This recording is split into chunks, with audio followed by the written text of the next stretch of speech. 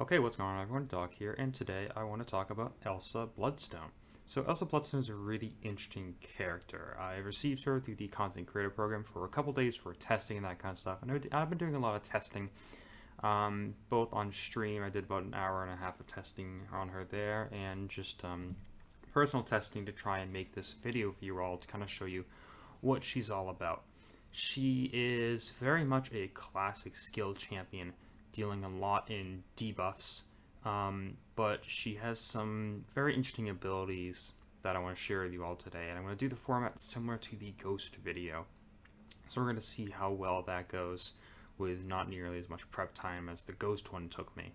So I will first start off with all of her abilities and that kind of stuff, and then we'll hop into some gameplay, so let's get started. Elsa's passive abilities are known as her Blood Gem Protection. When Elsa is affected by a bleed debuff, non-mutant champions gain a passive degen, dealing direct damage every tick until the bleed debuffs end. While the degen is active, opponents are also passively heal blocked because it's a passive degen. When suffering from a non-damaging debuff, Elsa has a 100% chance to purify one of any debuff, both non-damaging and damaging, every 2.6 seconds, assuming she doesn't purify that non-damaging debuff before she purifies the damaging one. After purifying a debuff, Elsa gains a precision buff, increasing critical rating for 9 seconds. This has been a fantastic help for fighting Void, and I really think she is a fantastic direct counter to Void because of that, as you can see right here.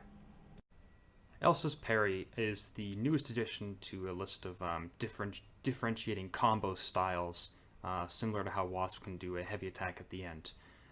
Instead, with Elsa on a well-timed block, so it would be a parry, you're going to evade and counterattack with your revolver. Revolver is going to place a bust debuff on the opponent. I'll talk about that in a minute. So when performing this evade, because you counterattack, it gives you enough time while the opponent is getting hit back to actually retaliate with a full combo of your own if you use a medium attack to dash right in. Just a ton of fun and really satisfying to land. It's really easy to use 6-hit combos with her.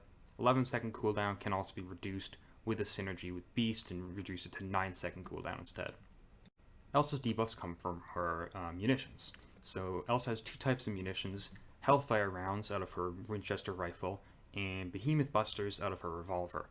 So each gun starts with 6 rounds, and they'll need to reload after you've used all the rounds through specials or ending a combo with either medium or light.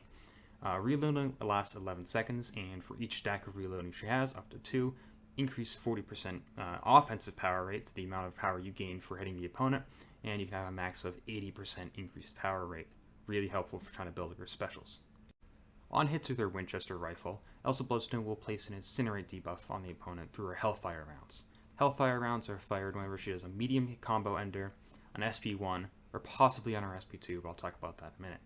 So every hit with her Winchester rifle inflicts an Incinerate debuff, dealing energy damage over time, removing perfect block chance and reducing block efficiency, just like all Incinerate debuffs do.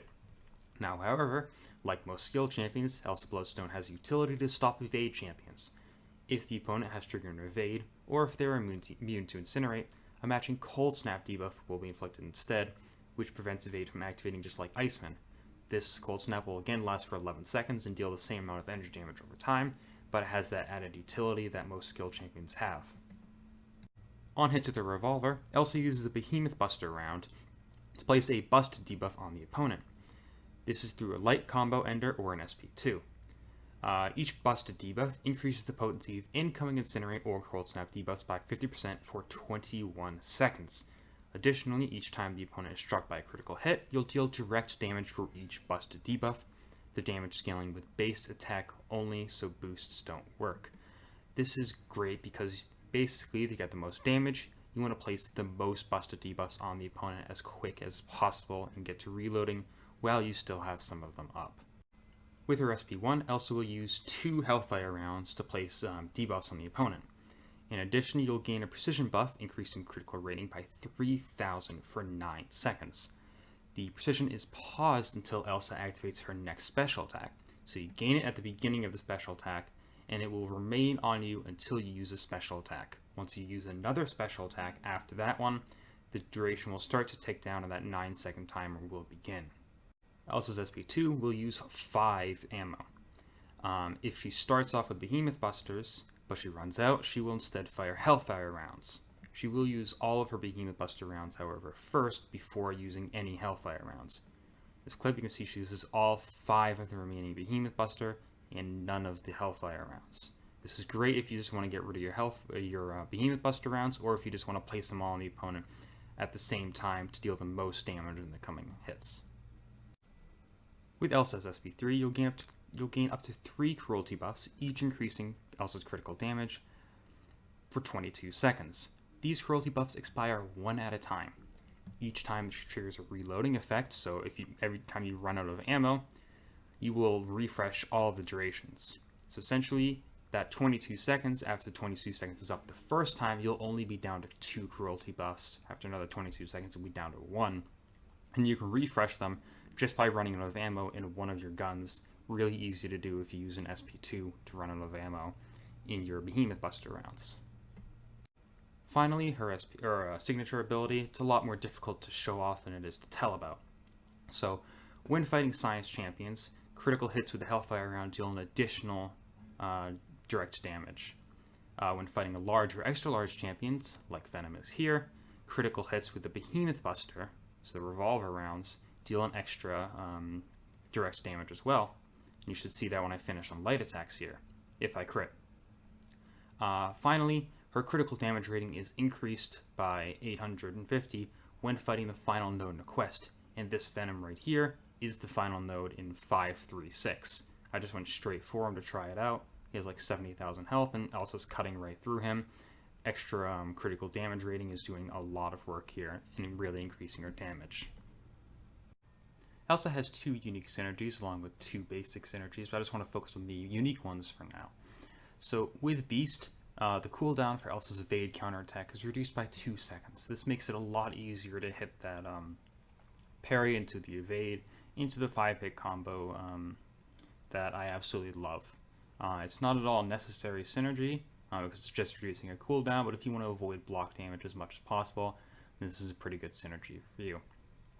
When fighting villains with Darkhawk, Elsa gains the effect of a level 1 mastery.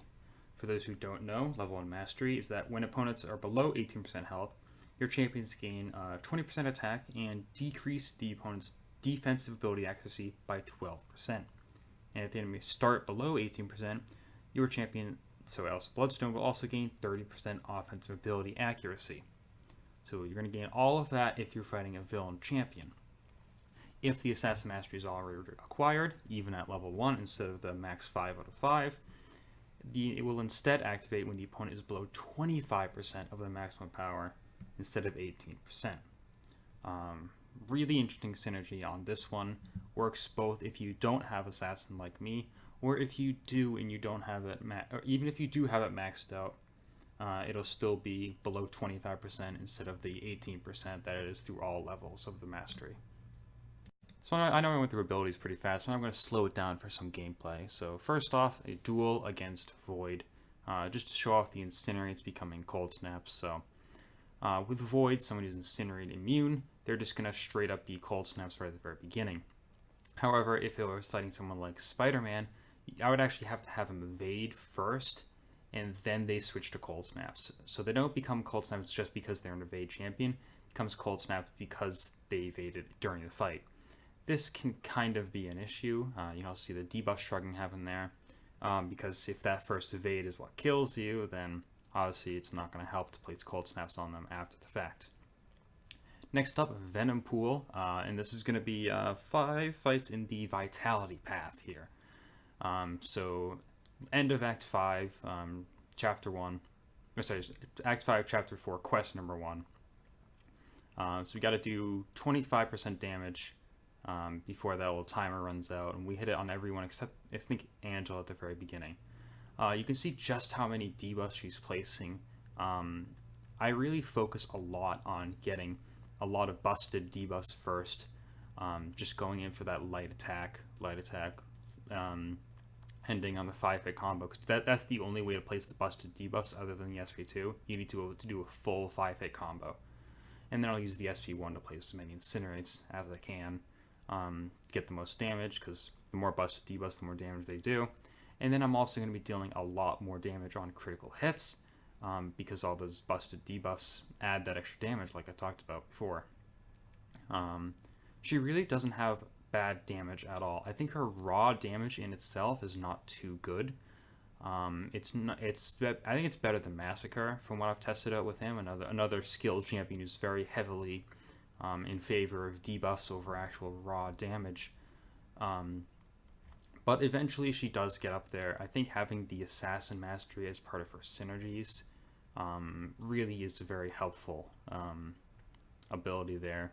Just because you're going to be able to kill a lot faster than that last 25%. And she's a hunter. She has to get that kill. So it only makes sense. As for her not having regen, I think that's perfectly fine. I saw a lot of people commenting on that. I really don't think that she needs to regen. Although Blade does have that ability, I really think regen should be mostly in the Mystic class. She's very much a classic skill champion. Blade isn't as much as one, although she does have it canonically, I guess, but although personally I've read Next Wave, which is a comic that features her, and I didn't remember her having any sort of regeneration in that. I guess it is a common ability for her to have, but personally I'm fine with it. It leaves Blade a kind of special place to be, although it would be good to have multiple characters there. I think her evade counter, something Blade doesn't have, is great. Lots of debuffs, very high critical rating. After I use my SP1, you'll see that I'm really just getting a ton of crits because of that infinite duration precision until I use my SP1 again. Against Wolverine here, you can see we're up to 8 debuffs. She really synergizes well with the Despair Mastery. It's not something I have, and it's something I should probably invest in at some point, but anyone who does have the Despair Mastery would absolutely love her. She just places so many debuffs on the opponent. That parry evade into 5-hit combo is my absolute favorite ability that I've been able to test out. Just a ton of fun. When I first looked at it, I was like, okay, so I'm not going to be able to parry, but I learned how to use it very quickly, and it really is just a great ability.